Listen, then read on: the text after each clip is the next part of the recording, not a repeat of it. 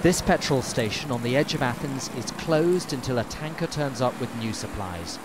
As we drove round the city, we saw about a third of stations were closed, the result of panic buying over the weekend. But without the free flow of cash, the Greek economy could grind to a halt. There's no shortage of petrol. There is plenty in the country. But petrol stations need to pay for it up front in cash, now that the banks are closed. And for now, the banks are firmly shut, with confusion on the streets outside. Some people could take the daily limit of €60 from the machines. Others weren't so lucky. Most vulnerable, the pensioners, many of whom don't have bank cards. Antonius, 82, waits outside the bank to collect his pension with friends.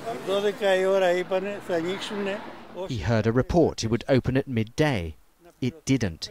He waited an hour, then gave up. So there are a lot of questions for the Greek finance minister, although he wasn't answering them on his way into work. Instead, we heard accusations of betrayal from the European Commission in Brussels.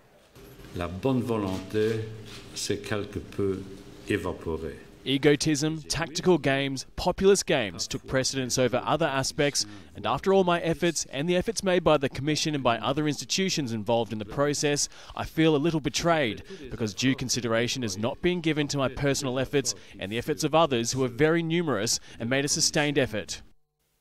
In Germany, Angela Merkel doesn't want to go down in history as the leader who presided over the breakup of the Eurozone. Scheitert der Euro, scheitert Europa.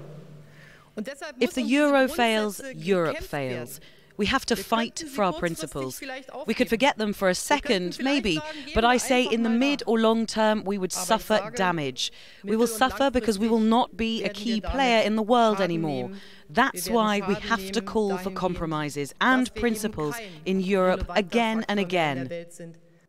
At dusk, thousands of government supporters came to central Athens. Ochi, they say, Greek for no, a simple word, but it evokes memories of the fight against fascism in the 1940s. It resonates with defiance.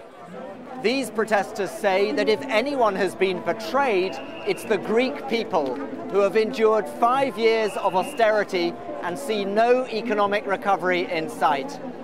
The consequences of defying Europe could be catastrophic, but these people are prepared to take that risk. In theory, there's still time for a last-minute deal between the Greek government and its creditors. In practice, there's such bad feeling between them that the chances of compromise are fast slipping away. Barnaby, Phillips, Al Jazeera, Athens.